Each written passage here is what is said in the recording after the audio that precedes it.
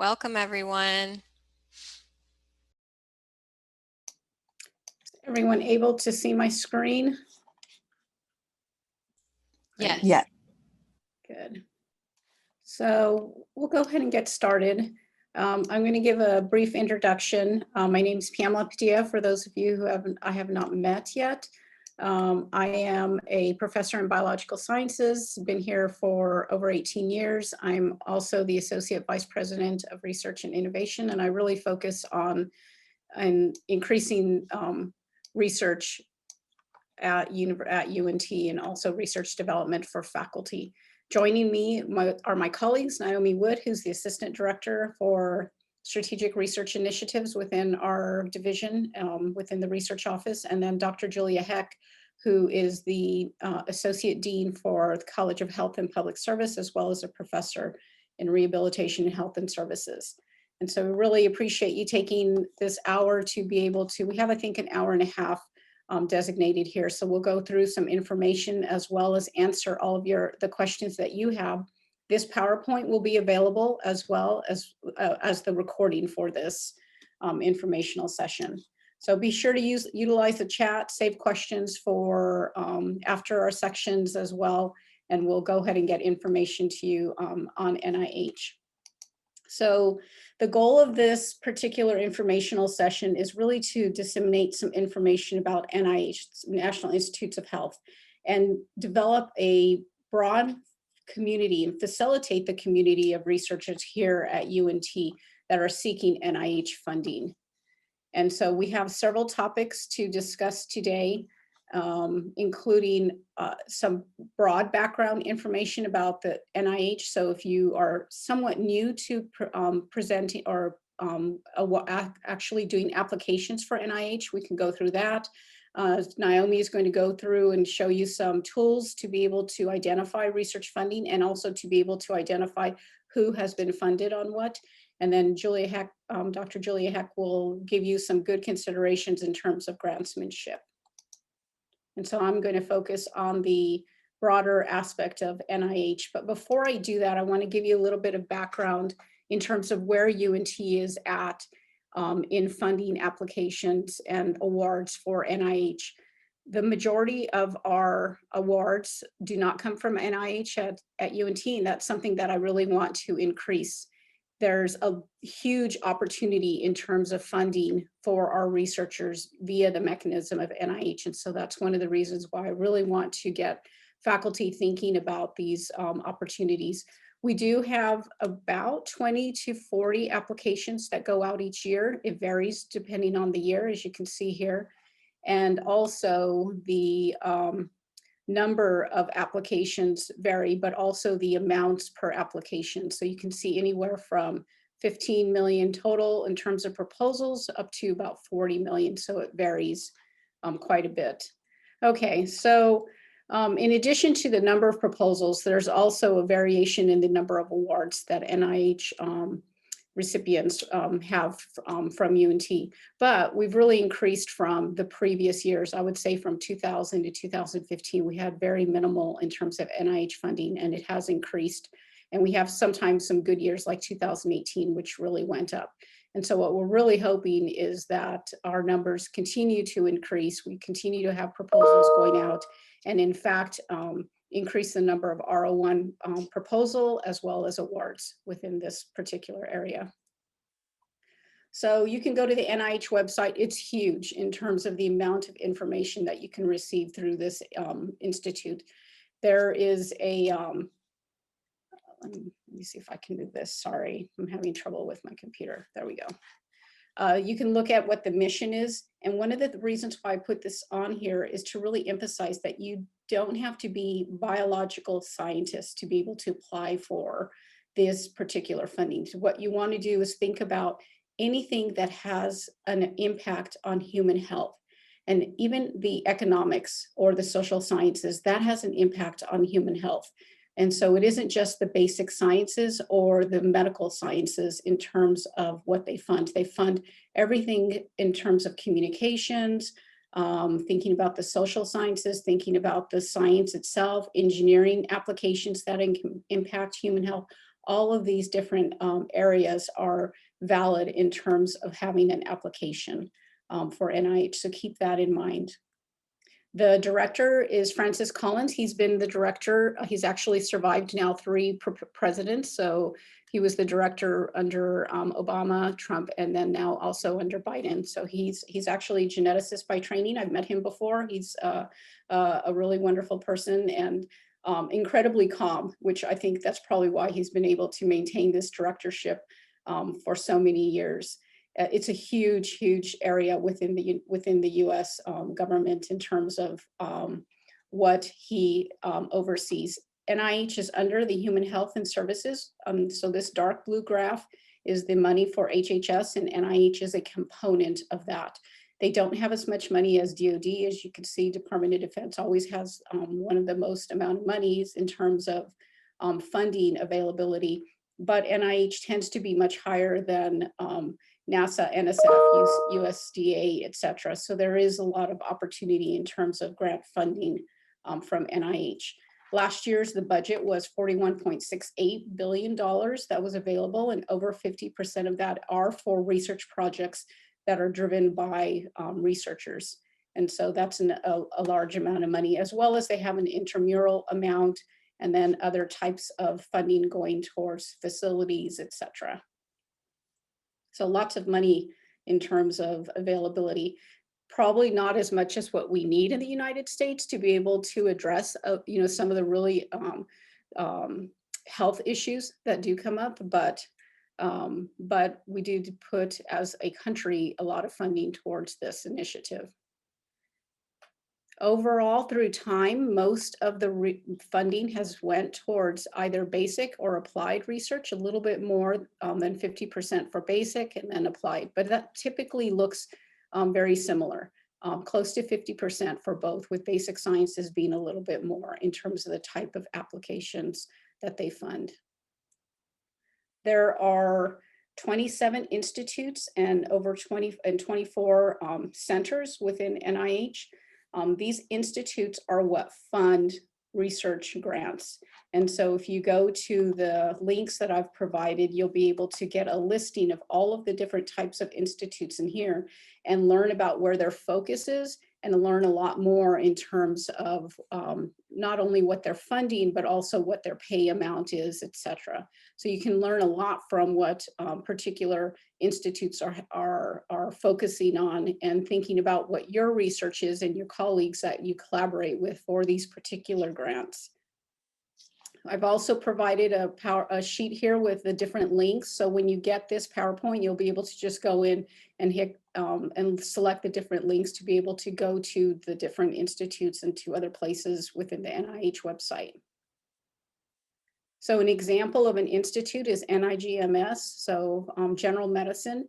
And so they really look at and fund basic science and trying to understand underlying aspects of science that can have an impact on disease treatment and prevention. So it's a pretty broad division. They also, the director is John Lorsch.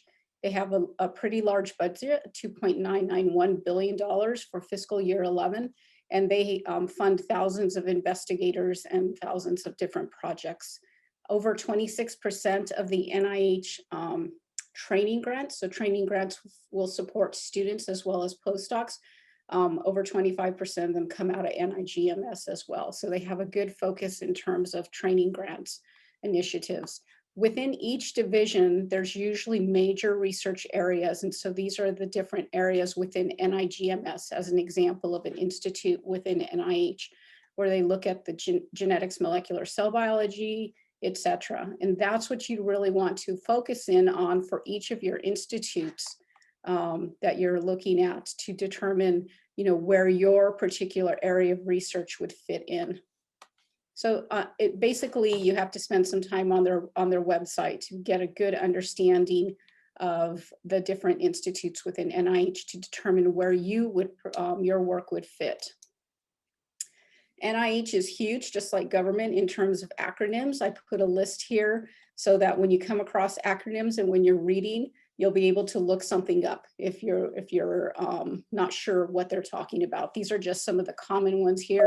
So funding opportunities, requests for proposals, etc. But it's good to have this bookmarked just so that when you are looking through different RFPs, etc., you can find what they're talking about in terms of the acronyms.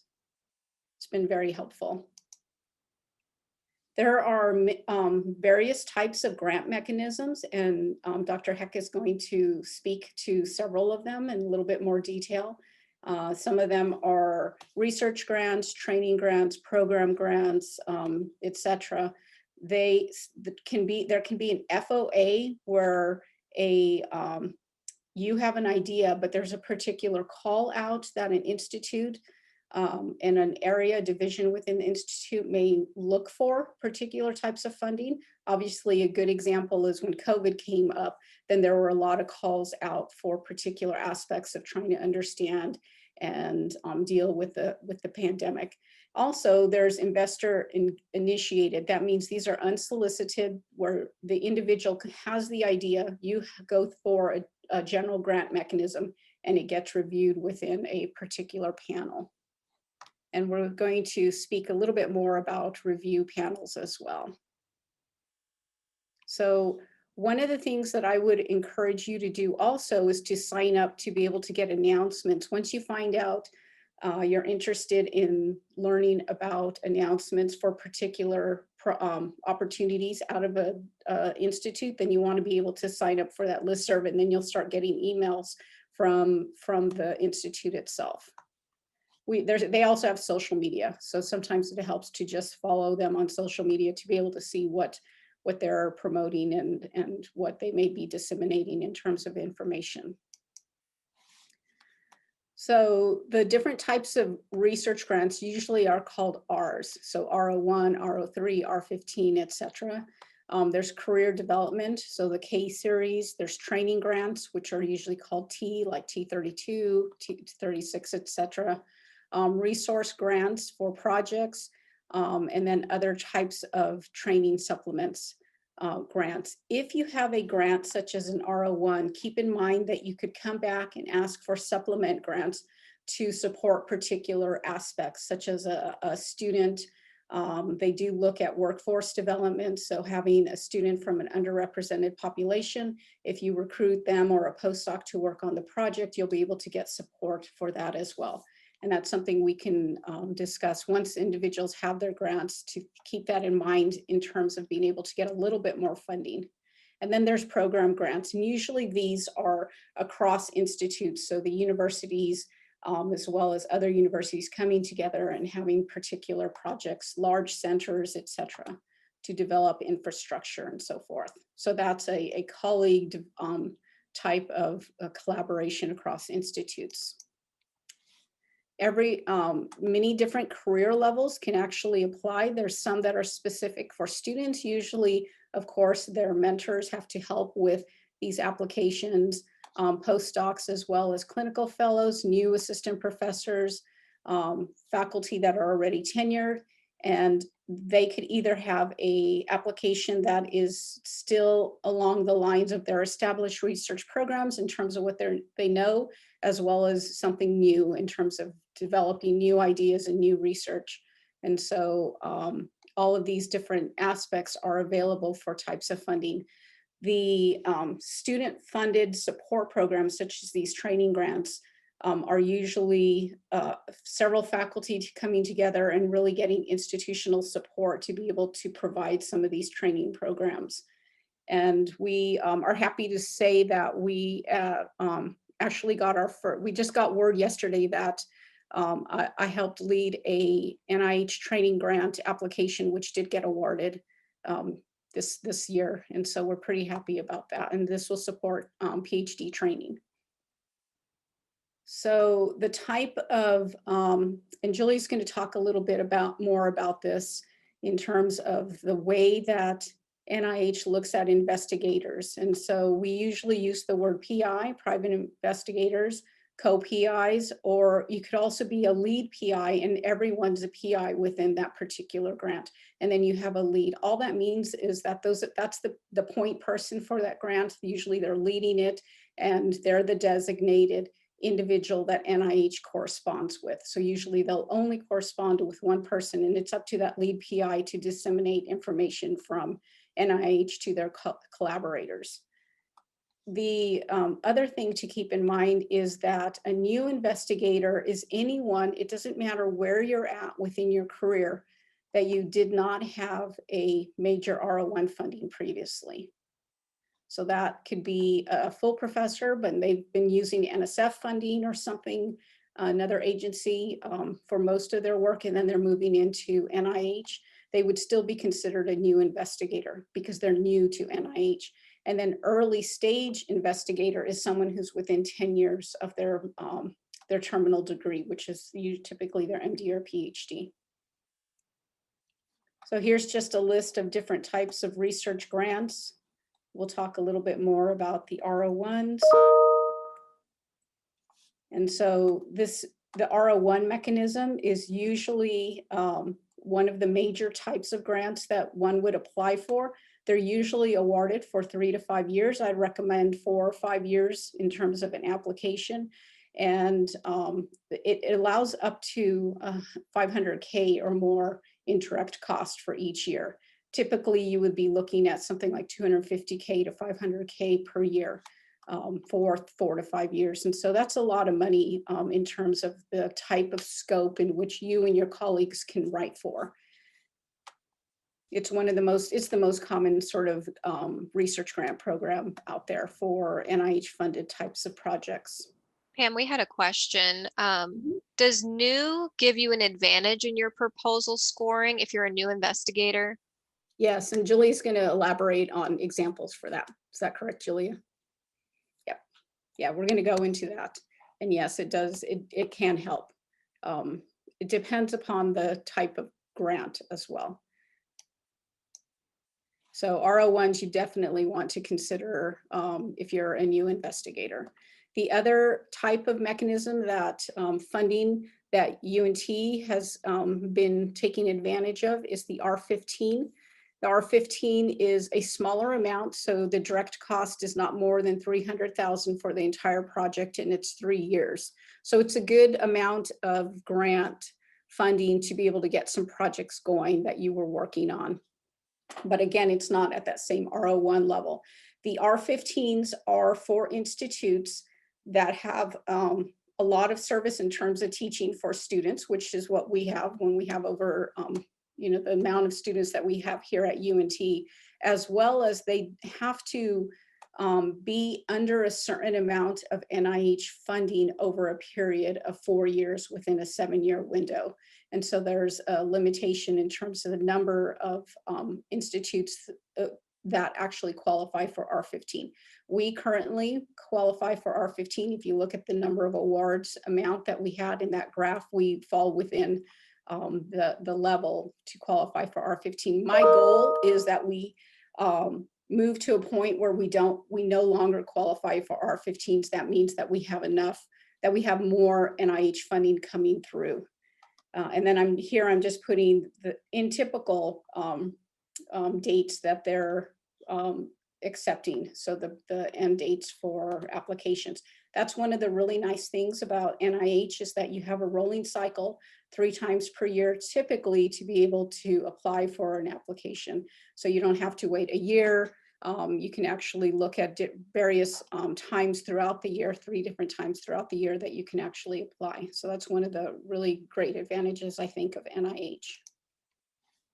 So again, UNT is eligible, and these are the criteria that we have to be within that area, R15 grant eligibility. There's also training grants, which I mentioned. Again, these are teams. You have to know various aspects of the institute, use institutional data, lots of different mentoring type of activities that you would develop, etc. And if anyone's ever interested in those particular grants, I'm happy to speak with individuals who would want to go for something like this so that I can elaborate on on the different area aspects that's needed to be able to put these type of training grants together. We had another question, Pam. Mhm. Do we still qualify for R15s if we collaborate with faculty from a university that's not R15 eligible? You would be the PI for this particular grant and the lead PI. So you would have to be the lead PI for that. If they're the co-PI, I think you can still, I don't remember, I'd have to look. One of the things though to keep in mind for this is that the amount for the project is pretty small. So you would maybe have a collaborator that would be doing a smaller aspect of that particular grant, but you would really be the PI. And in fact, I'd probably say you would be the PI and then put them on as a collaborator or key personnel. But I'm going to double check on the some of the rules for that. But just based on funding, it's really for a couple of individuals.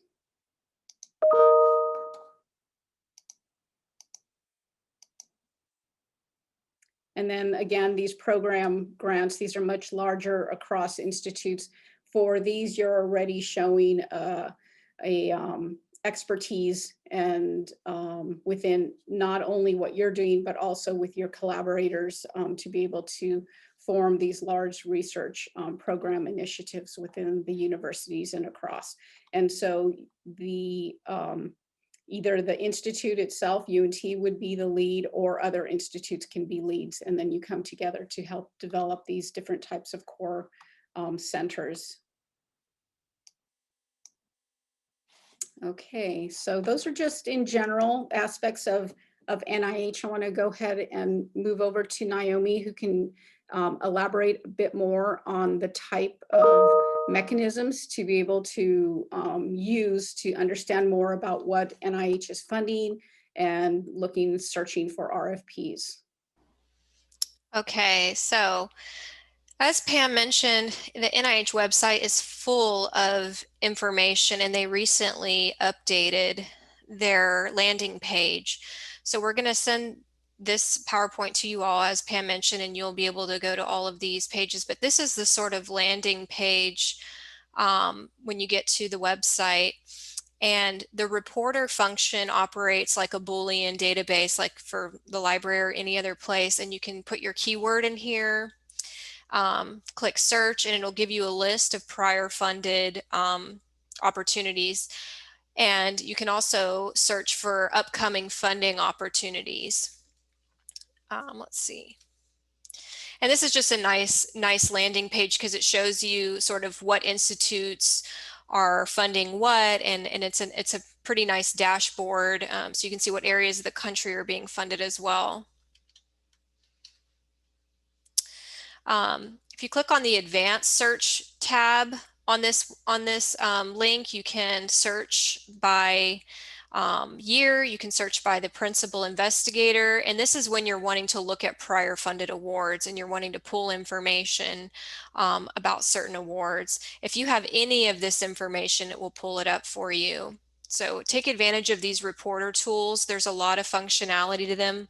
Another great tool is the matchmaker. You can upload or copy and paste your abstract that you've been thinking of for your project and pop it into this window, and it will pull similar projects that have been funded, and you can see who was funded, what institution, what agency or what institute within the NIH funded them, and get a good idea of what programs you'd like to submit these applications to, just based on a concept paper or an abstract that you may have or have been working on. This matchmaker tool is pretty awesome. Another really neat tool is the publication search. So if you're wanting to read up, you know, in your area or in your field, read up on the literature, you can search for the PubMed articles or the different articles that have been published there. So these are all tabs within that first landing page that I showed you. If you're not going to go directly through the NIH website, you can also use our database called Pivot that we provide here at UNT. You would sign up with your UNT email and password, and this is going to show you not just NIH opportunities, but all federal, state, private, nonprofit, local grants. So if it's not a good fit for the NIH and you're not seeing your topic represented within the NIH, maybe try a different federal agency or a different nonprofit or foundation. So if you need any help with that, I'm happy to get you set up within Pivot, and it operates very much just like I showed you the NIH database tool, where you enter a keyword of your research and it provides a list of grant opportunities. So very similar. And if you have any questions about how to track these opportunities, get them to email you, get set up with these listservs, I'm happy to help. Another plug that I wanted to discuss is that also within our area of research development, we provide editing and graphic support on your proposals. So when you're giving us the heads up that you're ready to go after an NIH proposal or any proposal, there's a button on that web form that says, would you like editing assistance with this narrative? And we will help you. We will look it over, we will edit, we'll copy edit, we'll look at the structure, and we will help you with your tables and your graphics, make sure everything looks good, and get you in for a timely submission. So that's where you'll ask for that assistance. But also, if you forget to mark that on your GCS request, you can always email me and we're happy to take a look at your proposal and edit it. So we're looking for legibility, we're looking for resolution of your tables and your images. Sometimes it looks a bit off and it's good to just have a second pair of eyes on it. So we're happy to do that for you. And so if you have any questions about finding funding opportunities, getting to these websites, please reach out. Always here to help. They're pretty straightforward. You're going to enter your search key terms. And if you're going to, same thing for looking for past awards. So here to help with that. And if you need anything, just let us know. And I'll pass it on to Julia.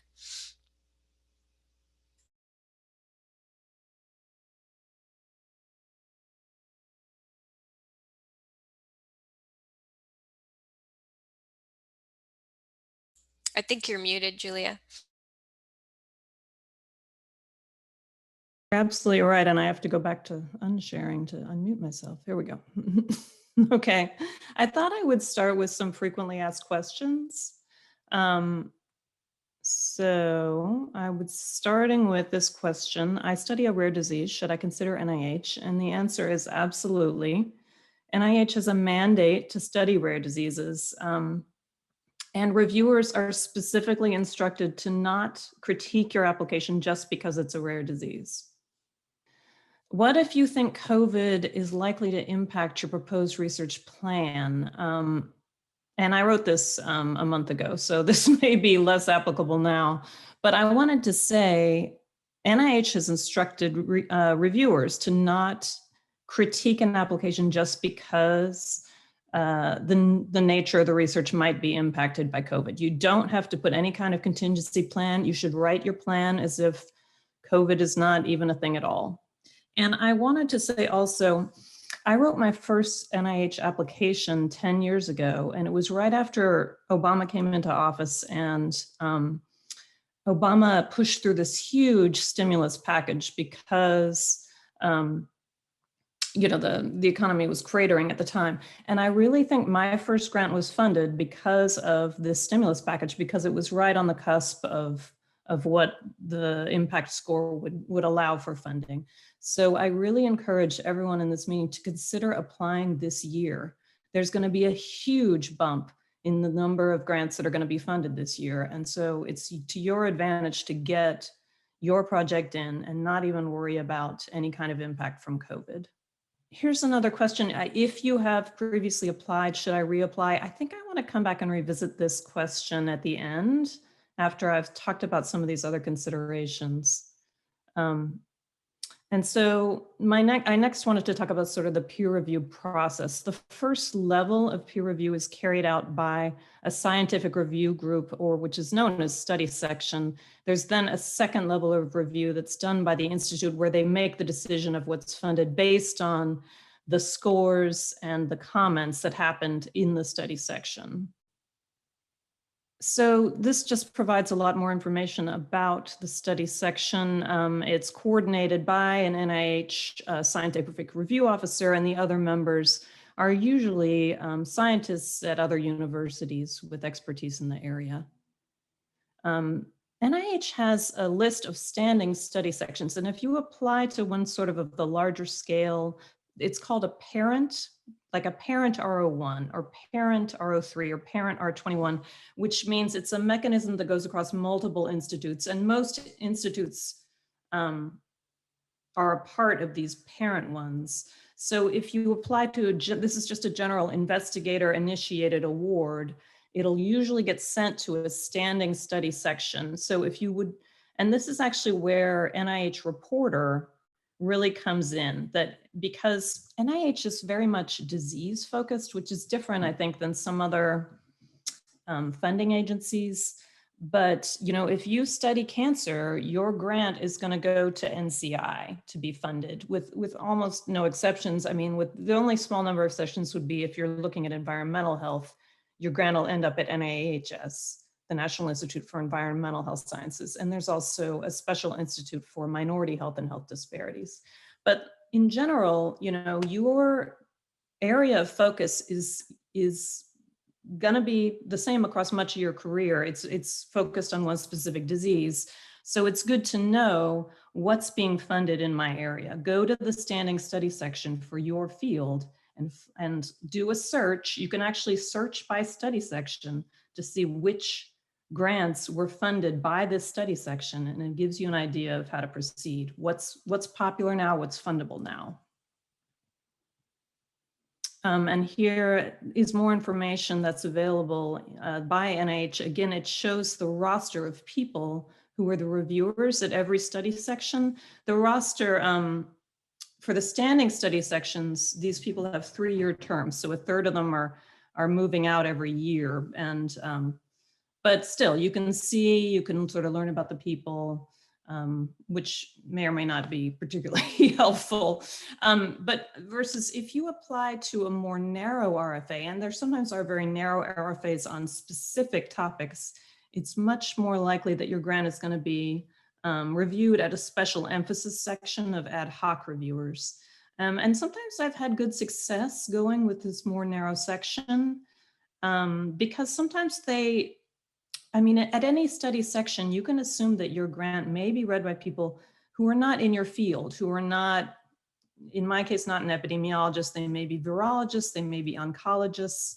So it's, sometimes it can be really handy to send it to a more narrow study section that has more people who know more about your specific area.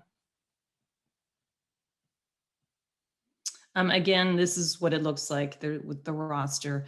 And I think the most important takeaway from this slide is that you can actually request a specific study section when you apply.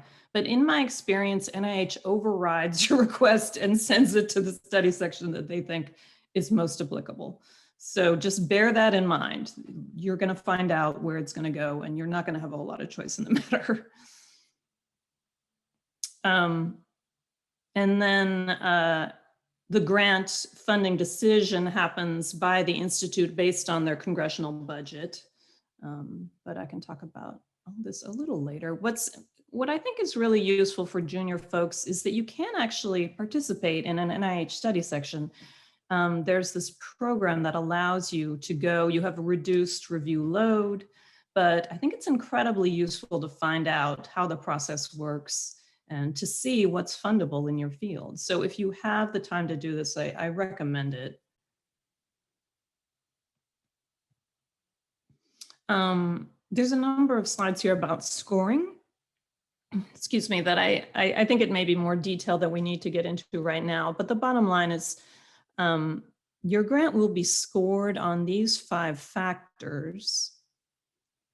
And I have been told by people on study sections that they think the innovation piece is kind of silly because, you know, sometimes just a replication of an important finding is pretty valuable in and of itself. But that was, of course, just one person's opinion. And before the study section meeting, your grant will be assigned to 3 reviewers who score it on a 9-point rating scale on these 5 factors that were on the previous screen. And in most cases, they will then take these initial scores and then they triage 50% of the applications that are ultimately not discussed at the meeting. So for those bottom 50% at the first score, you end up getting a score of just not discussed. You don't get the numeric score, and those aren't discussed at the meeting. The top 50% are discussed at the meeting, and you end up getting a new score after at the end of the discussion that happens, which gets, you know, feedback from all the participants there. And then the overall impact score happens by taking the average of these scores and multiplying it by 10. So then you end up with a score between 10 and 90, or versus, of course, not discussed. So you basically have a score between 10 and 50, or it's not discussed. These other factors don't play a role in your score, but the reviewers do sometimes comment on them in the critique that you end up getting. And again, this is the scoring. In general, you need to score between 10 and 30 to have a grant be funded, although there's some variation across centers. Some centers are better funded than others. And then when you're done, you get a summary statement. And if your application was not discussed, you get the comments only from these top 3 reviewers, the first 3 reviewers, versus if your grant was discussed at the meeting and funded or not, you get additional comments that happen during the discussion time. The summary statement arrives, I think, between like 10 days and 6 weeks after the meeting, and it can be really valuable. I mean, it can be tough to look at your summary statement for a grant that wasn't funded or not discussed, but it's really useful to really take into consideration the comments that came through, because if you decide to reapply, they will take your grant and send it back to the exact same study section and those exact same 3 reviewers. And if you do not address their critiques, then it's hopeless. Your grant will not be funded. Pay lines. So pay line is a key word here. And in general, what you want to know when you get your score. So here, this was an old grant of mine that got a score of 19, and it corresponds to a specific percentile. So in general, the NIH institutes will fund beneath a certain percentile, like beneath the 10th percentile or beneath the 15th percentile. So that's really a key piece of information. Although sometimes when you apply to very specific RFAs, they only give you an impact score without a percentile. But in that case, you just have to reach out to the program officer and ask grants to what score are being funded. So payline information varies year to year, and it's pretty easy to find. You can just Google your institute and the word payline, and you can find it out. And at this specific website, you can find out the success rates for previous years. So if you go to that link on the previous page, you can download this file that shows institute with the mechanism and the success rates. This happens to be the National Institute of Deafness and Communication Disorders. There's 4 different R codes, and you can see the success rates, which vary by the mechanism. And here it happens to be highest in R03, but that's often not the case. Usually R01 has the highest success rate. So this is something maybe you want to pay attention to. Before you think, do I want to apply for a small grant like an R03 versus a large grant, you might spend some time thinking about what's your best chance. Another thing is that pay lines really differ by NIH institutes. So in 2019, here's 5 institutes. The National Cancer Institute had a pay line of only 8% for R01s, versus the National Eye Institute had a pay line of 25%. And one of the folks wrote a question about whether the pay line is higher for new or early stage investigators. Again, early stage means 10 years from graduation. And by the way, if you have children, you can apply to have a year added for each child you have to stretch out your time period of being an early stage investigator. So that's something that you should definitely do if you have kids. And I think they may also consider other family priorities such as elder care. But you'd have to find out more information about that. But so the bottom line is it's different by institute because some institutes only have that higher pay line for early stage and some of them do for both new and early stage. So you should look at the institute you're interested in, but you get this bump, which makes it really worthwhile to apply for an R01. And this bump is only true for R01 applications. If you're applying for an R03 and you're a new investigator, you do not get any kind of higher pay line. So that's an important reason to think about R01s. And by the way, R01s require preliminary data. That is really a key point. So if you are planning to write an R01, you should take the time to gather some preliminary data and perhaps publish it that would support your application. I think I just said this. Basically, the new investigator, the early stage investigator bump is only for R01s. And really, what I want to emphasize here is that you should not be intimidated by R01s because NIH really intends them to create research careers. They want you to apply as a junior investigator.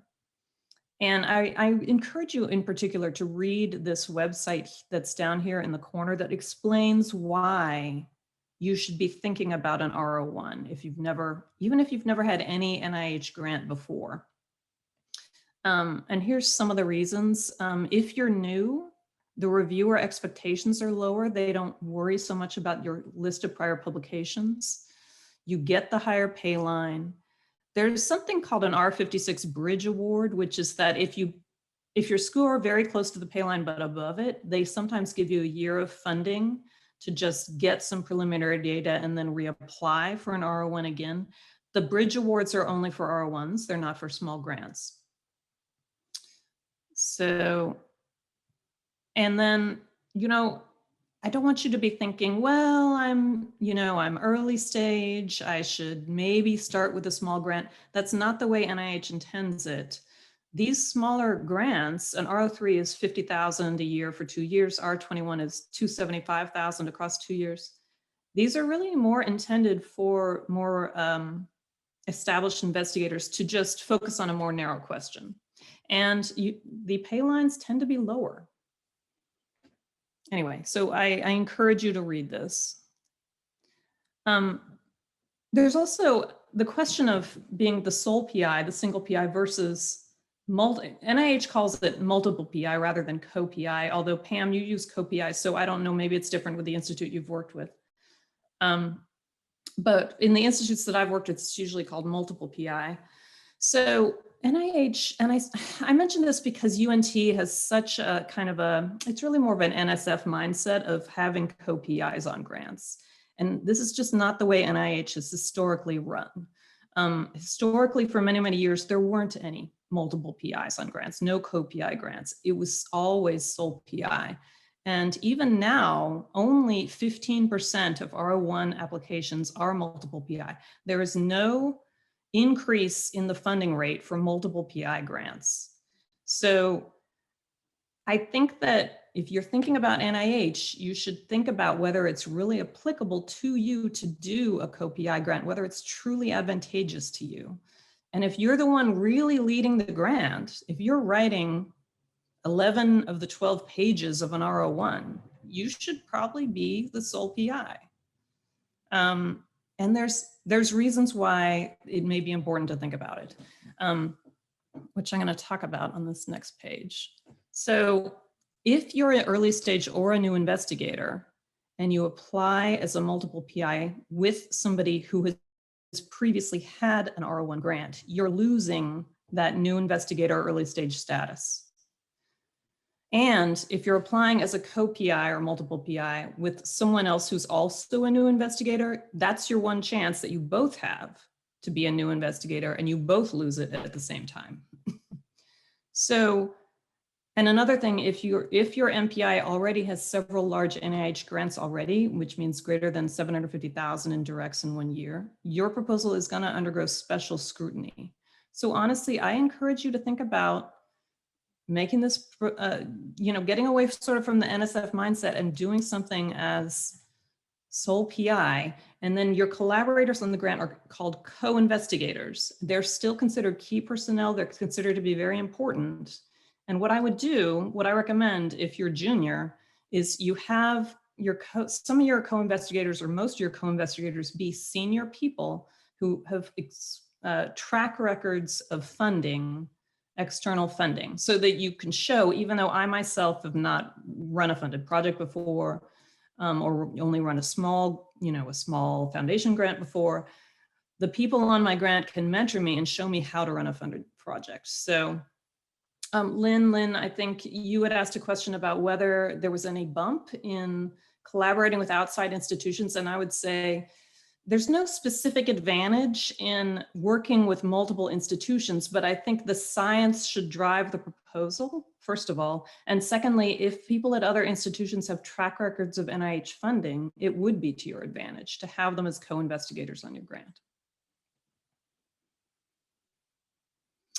So I think I just said this. Anyway, there's some resources here. If you've never made an NIH biosketch, it can take a nice day to put it together. So I recommend this website that can help you. Here's some more resources, just some links you can check out. Sorry about this. Let me try to zoom by all of these. And I wanted to talk about some strategies for actually writing it. And in particular, I would say grant writing is not like writing a paper. I think as scientists, we're used to being dispassionate about our research, to have a critical eye. And you need to remember that a grant proposal is a sales pitch. So this is some text from my first funded grant. But what my point here is that you need to show that the problem that you're studying is a serious problem. Does it have high mortality? Is it killing 10 million people a year? Or even if it doesn't have high mortality, are there long-term adverse sequelae of having this disease that makes it so important to address?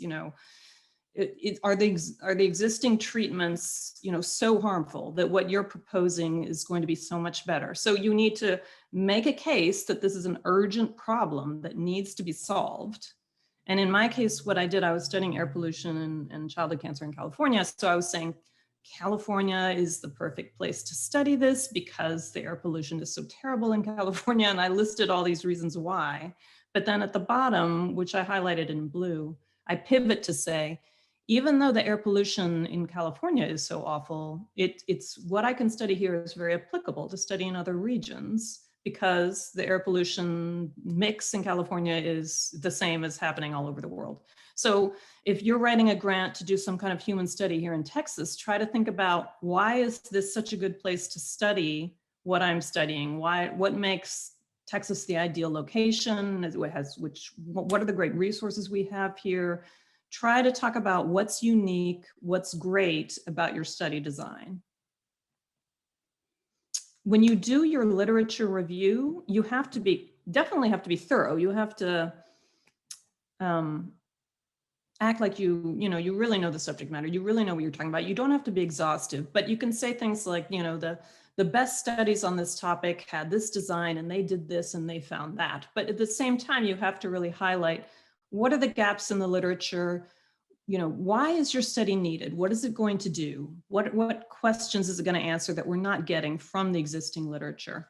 But at the same time, you have to be diplomatic, because some of the studies you're critiquing the authors might be on the study section. So you don't you don't ever want to be too negative about the existing research. I think you need, you know, it's a careful balance.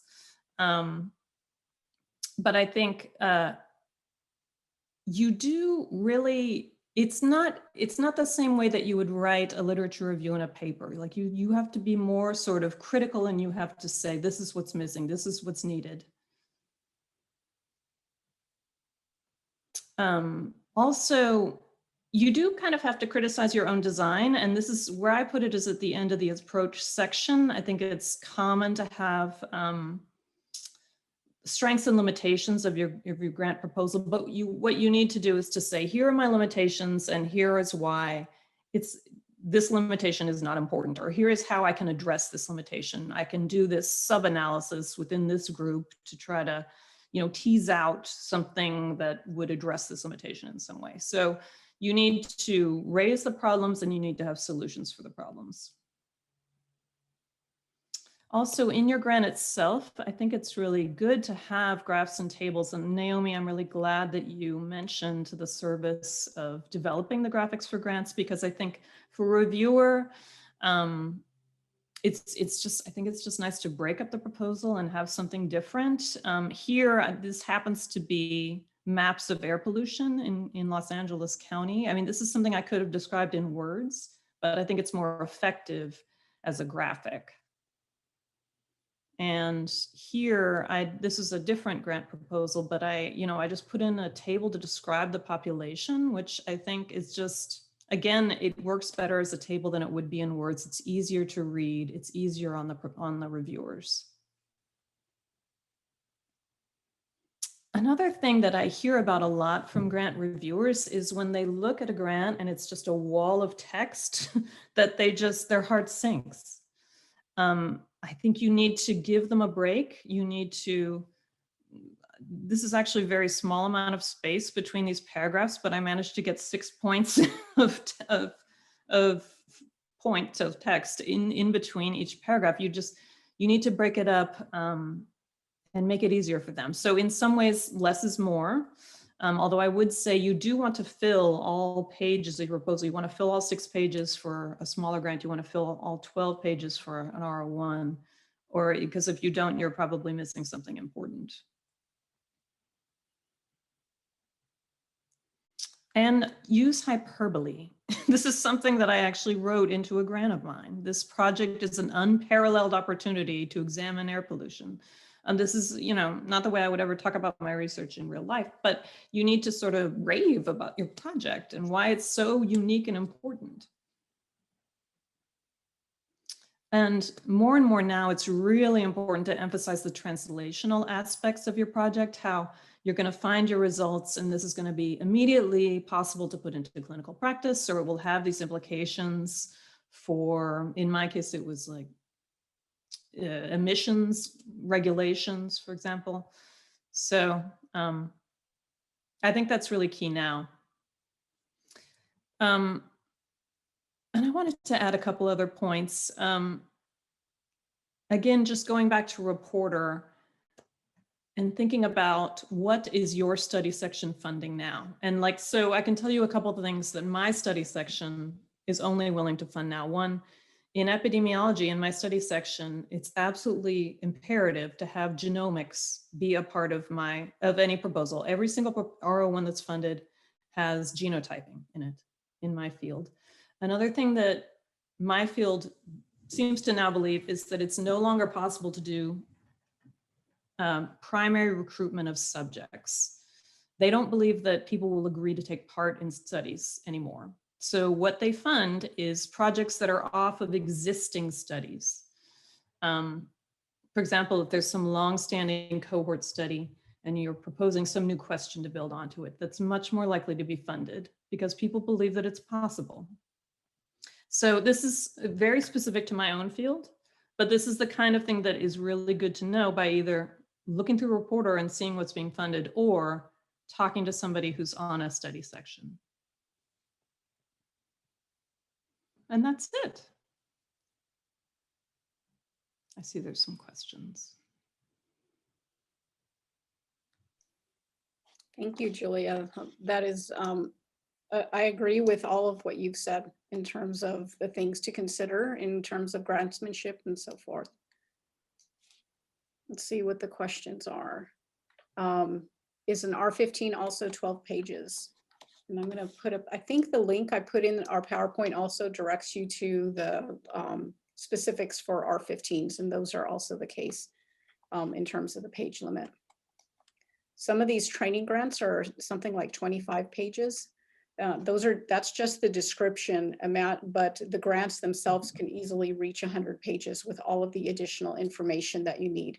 And so making sure that you, the main part that everyone looks at is that description, that project description, but all of those other places in terms of bio sketches, project summary, narratives, specific aims, et cetera, are all also components of the grant.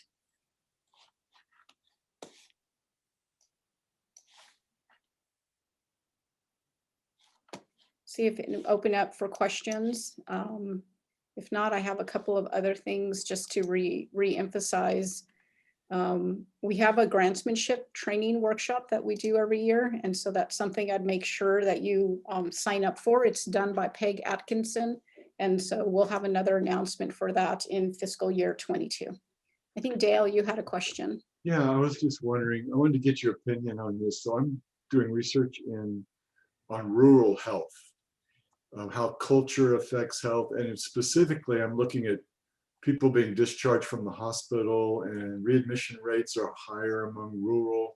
We've done a pilot study, but the methodology, I'm wondering whether I should just stay with the Texas area, you know, the local area I'm in, or should I try to identify a couple other areas in the country, you know.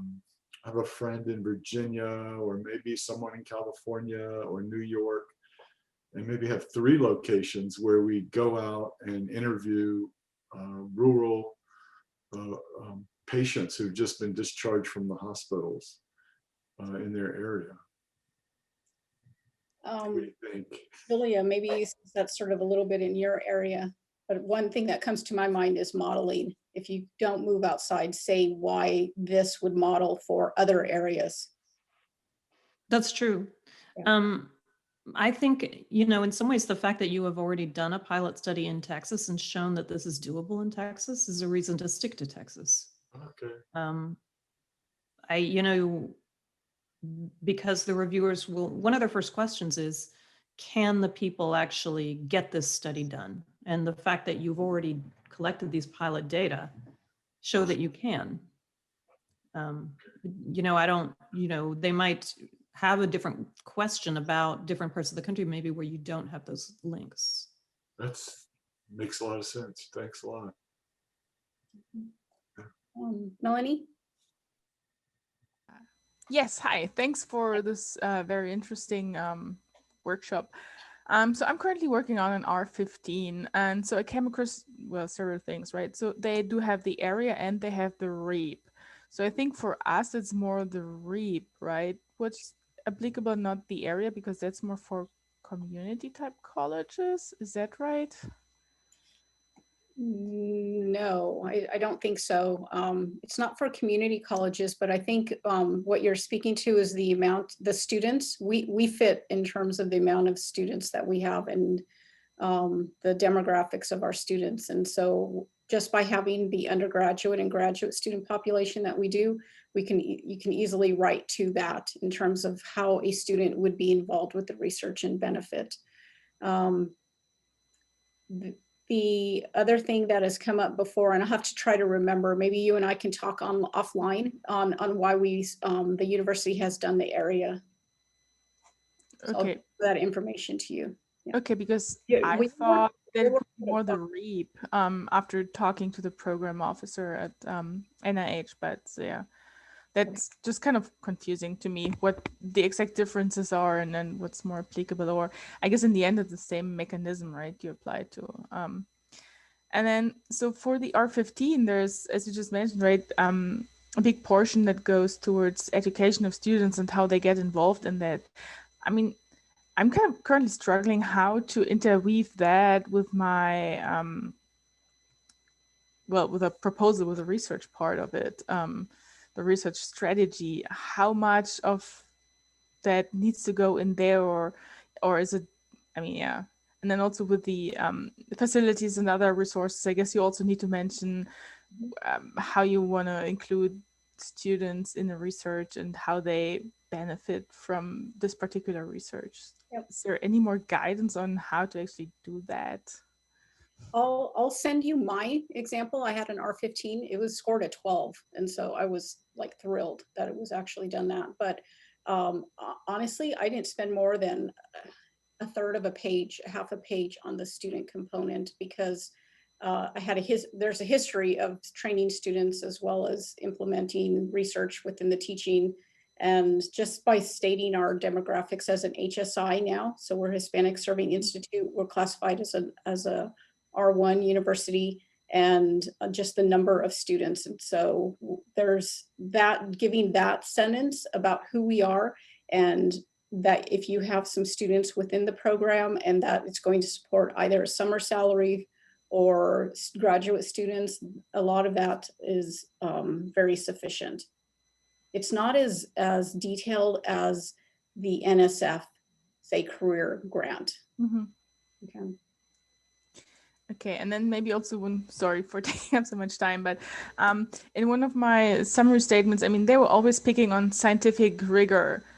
And I think that's also kind of not easy to understand what that exactly means. So I was also trying to Google and then find, even on the NIH website, what their definition for it is, but it's still hard for me to grasp what the reviewers actually meant by that. Validation. If you have a particular result, make sure that you're looking at it from different angles and validating that result, maybe using a different approach. And so that shows that aspect of rigor. Statistics always provides rigor as well. And then trying to think about, is there another interpretation for those results that you didn't think about that they would come up with? That would be a challenge if they come up. Did you think about that this is the reason for that result? And so statistics, using validation approaches, things like that. Then I would add that you really should talk about the methods of your study, that emphasize that you're using the most reliable methods for your field. You're using validated metrics, as Pam was saying. All right, And thank you. don't assume that reviewers are in your field. You really sometimes need to very much explain. This is known as the most rigorous method of doing X.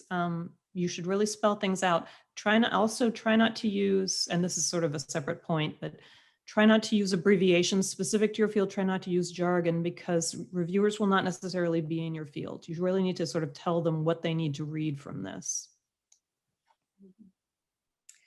That I want to emphasize, that's something that's a little bit different from NSF and NIH, is that within NIH, all of the reviewers are going to provide a score, even if they didn't read your application in detail, in terms of they weren't one of the 3 individuals assigned to discuss it during the panel. So those 3 individuals are going to read it in detail and be able to almost set the tone of the panel discussion in terms of what their input was, in terms of what they thought and how they scored your grant. And then the other reviewers listen to that, skim through what you have written. Probably that specific aim page is really important. They may only look at that and then skim your application and then provide a review. So you're writing for individuals who are going to comb through it in terms of detail, doing it while they do all their other work. So it could be at weird times of the day, if they're catching up on their panel, doing during an evening or something like that, to individuals who are going to skim it and then remind themselves so that they can score it during the panel discussion. That's why images are really important. One of the aspects that some people really like, and if you can achieve this is good, it's a schematic diagram that sort of communicates the idea and theme about your research project. And so that's usually within the first couple of pages, and gives an overall view when they look at it and say, this is what they're studying, this is partly what their approach is. and they get that diagram. They're hard to think about in terms of how to do that, but if you can achieve it, it does help. And I see some individual reviewers who say they really like those type of diagrams. And then of course, the figures in terms of preliminary data, models that you would be using, et cetera. It does help break up the page. You don't want 12 pages of just text. You want to have at least a handful or more of figures within that text. With that, that means that your sentences within the grant has to be really concise. And so you go back and you really think about, is this the most concise way to form these sentences and these paragraphs? So a lot of editing on your part. We had another question in the chat, Pam, and it says, what should we do if the PO is not responsive to discuss the summary statement? Well, you should reach out to the scientific review officer, because that was the person who was sitting in the room. If the program officer might not have that much information. So I'm not sure if you meant by SRO instead of PO.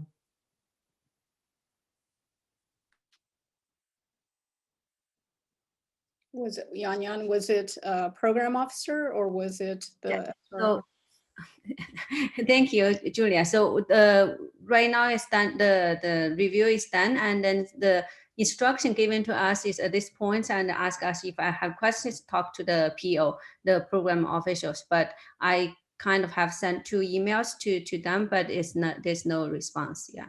So I was wondering, should I just call them or email again? I'm not sure how many times I can email before they get really annoyed.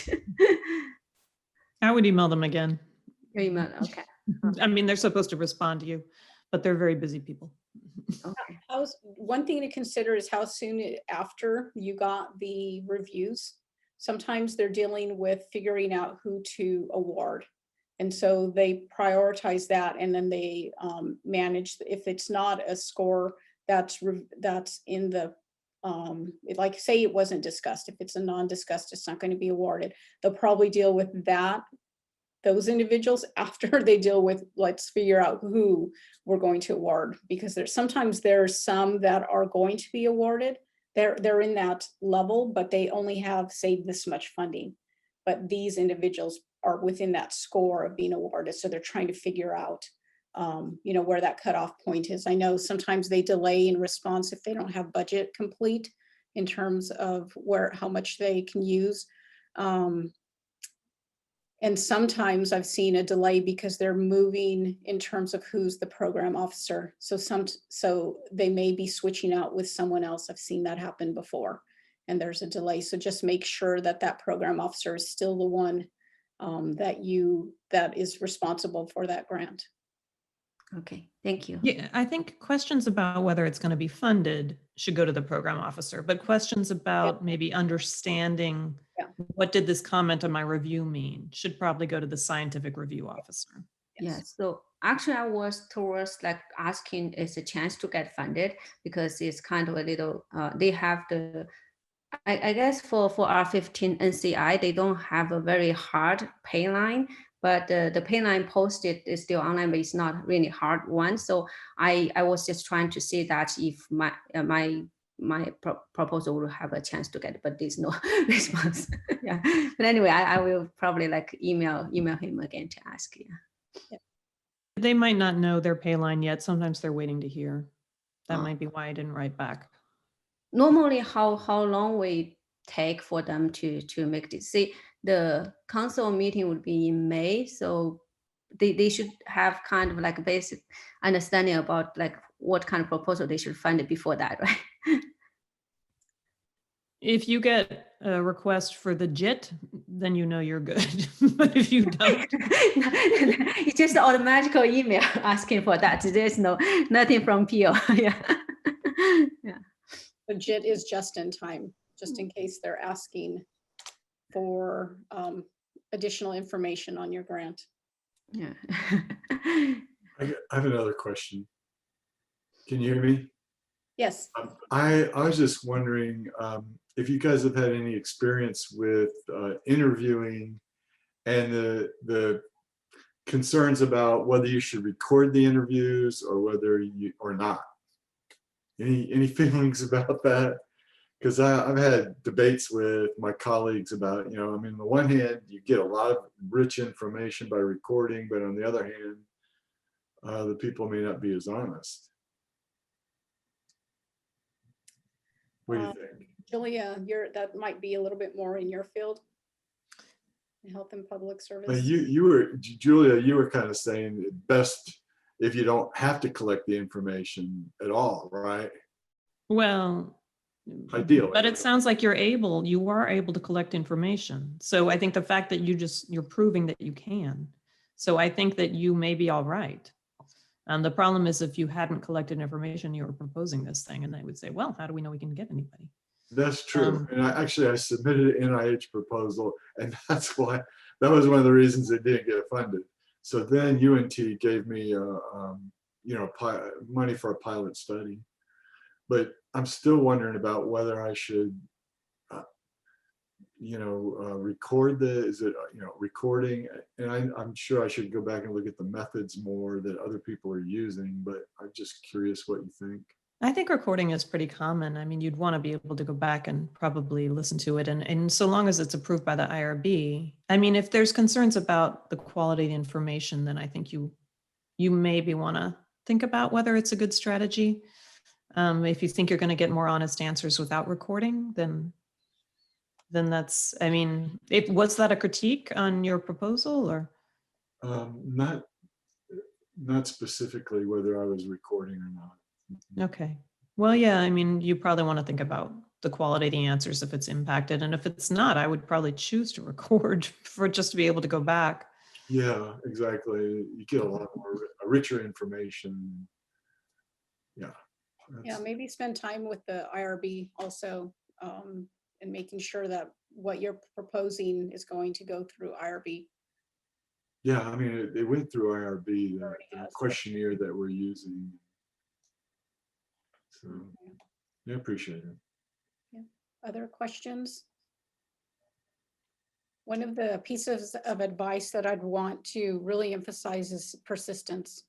Be persistent and also really listen to the comments from the reviewers and think about how you address those comments. You have a one-page introduction, typically depends on the proposal, to be able to address reviewer comments and how that reapplication has changed. So really think about the resubmission and how you're going to respond to the reviewer comments. The other thing I would emphasize is you want other individuals to read your grant application before it even hits panel. So writing and then not sending it to others to get their critical feedback is probably not a good strategy. And just writing and then going to the panel is probably not a good strategy. Rather, you want to make sure that you have research mentors and colleagues that are going to be reading that grant as well, which means you have to have enough time to completion before the due date and then getting a grant together. Again, emphasizing the timelines for a lot of these proposals 3 times a year is fantastic. So if you're someone who's been reviewing it and say you really need to rethink this, or here's an aspect that you didn't think about and you should get some preliminary data, then do that over the few months and submit it for the next time. I would just like to double down on the persistence suggestion. I had a grant just funded by NIH that I had put in for the 6th time. Wow. I put it in twice as a regular parent R03, actually 4 times as a regular parent R03, and then I just tried a different mechanism, and that's how it was funded. I'm really a believer in reuse, recycle. Take your text. If they don't like your idea, take it and switch the emphasis somehow. Mm-hmm. If I may jump on this, so what's your take then on resubmission versus new submission? A lot of things are funded in the resubmission stage, really. Because from one of the conversations that I had with the program manager, he said that, well, I mean, it depends on the score you got. So if it was not discussed, he said, don't go for resubmission, make a new submission, because that gives them a fresh mindset if you submit it again as a new one. But if you had a decent score and we're just right below the pay line, then you may go for resubmission. So yeah, just wanted to hear some more I'd agree. opinions. Yep. So if you're like a 34 and it was discussed, definitely address the comments. If it was non-discussed and they really found some fatal flaws, so you want to look for those type of words. If they found those aspects in the line of thinking, then it may only be in one of the aims and you have some other, you can rejuvenate the others, reword them in a way so it looks like also it's a resubmission. Yeah, they may not like a specific idea, or it may have been the delivery also. Other pieces of advice, the gap in knowledge is another thing. So really doing that introduction and where there's a gap in knowledge within your field and how you're addressing it is something to really point out. And that gap in knowledge is really important. If we understood, if they also look at, if you are able to accomplish what you have proposed, what is that going to do the field? Is it paradigm shifting? Is it translational, et cetera? And so really thinking about how you communicate that aspect in terms of where the field is at and how much you're going to be able to add by being able to accomplish that particular study that you're proposing.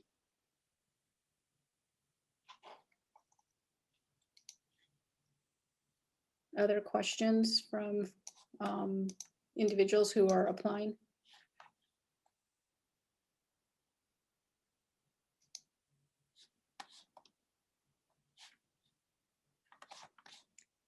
I think one other thing that I would recommend is if you know of other individuals within your department or college or across the university that have applied and been successful, go ahead and ask to see what their grant looks like to get ideas on how those have been submitted. Of course, it could be a different study section and even a different field and different institute, but it helps by reading these grants and being able to see how others put these together if you're not able to get on a panel.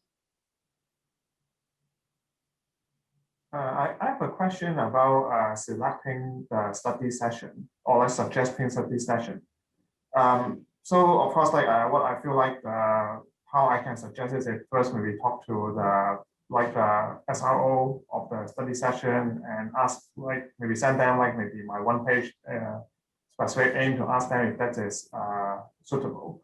But usually most of the time, those people, they are too busy, probably they won't be able to spend time to even read your one page. So besides talking to these program officers, there are other sources that I can find out whether those study sessions would be appropriate. And of course, you can look at like maybe the last year or like the last time, what is the review panel, like you have the list of people there, maybe I can look at that too. But still a lot of time when looking at those doesn't give me a very good idea about if my ideas would be in interest of those people. So far what I do is usually I just when I submit it, I just let them to decide the study session. I think maybe that is currently seems to be my best way, but I'm just seeing if there are any ways I can improve that by finding more information about different study sessions, like what exactly they are looking for. You can look at using the reporter system to see what's been funded within particular areas. That kind of gives some indication. I've have suggested within that one page letter. So it's a letter to NIH, a cover letter, and I have put it before and they went with it in one time and another time they did something else. When you write that, I do a bullet point and real simple. Here are the study sections to consider for my application, knowing that they can do whatever they want, but it's very simple. It's bolded. It's several bullet points. So you're looking at several of them. And sometimes my grant goes to those sections. Sometimes it goes to another one. The reason why I do that is I've already looked at those study sections. I see who the reviewers are. I get a sense of what they've published or even published, who might be in that panel that has an expertise within my area. And then also what that study section has funded before. So I usually look at several of them ahead of time. I spend time doing some homework on those areas. I had a grad student help me look through and say, here's a panel, help me look to see what these individuals are studying. And I helped narrow down, this one seems like it would be where my grant would be sent, and it was. Thank you. But again, you don't have to necessarily state where it should go. They'll figure it out. Yeah, I think right now, like in that form, there's a place you can put down some keywords about what you're doing. That is usually what I just put there, and on the cover letter, just say I would let them to choose the study session. But the thing is, like sometimes when I get into study sessions, I try to look at those people. Seems like they are doing things totally not related to what I'm doing. So this, but you never know. Maybe like sometimes the study sessions is still suitable. But yeah, but sometimes when I look at the review panels after being assigned, I find that looks like those people are not the people I usually talk to. So. They may bring in an expert just to also review yours. And so they have a study section. They are good at reading proposals and able to assess what you've written. And but they may bring in someone as an expert to read a couple of grants. And I've been brought in before. Can you read grant 1 and 2? And that's the only part of the study section that I have to do, in my only role in that study section, because I have an expertise in a particular area. I'm not a standing member of that panel, but they bring me in when they want someone to comment on a particular grant. So that happens as well. So, and your name is not on the panel list? It's not. Oh, It may be listed later when they get the review, when you get the reviews back. They'll have a couple of names on there that are, I forget the name, what they call us, but we're basically just coming in and providing input on a couple of grants. I did that last year where I was assigned 2 grants. That's good to know about that. And NIH is good at finding these individuals.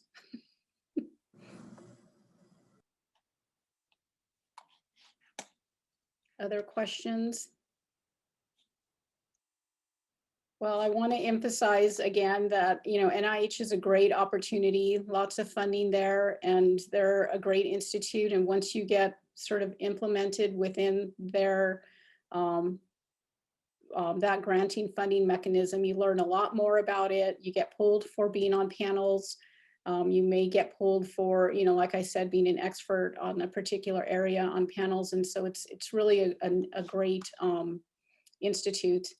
The other aspect that I don't think we mentioned is that they have a lot of webinars on particular areas. And so go through the institutes and look at what type of information they have out there and look at and view those. So spend some time going through their webinars, and I have found those as being helpful as well. You either can attend during that time, or a couple of weeks after they have the webinar, they publish them online. And so those are important also.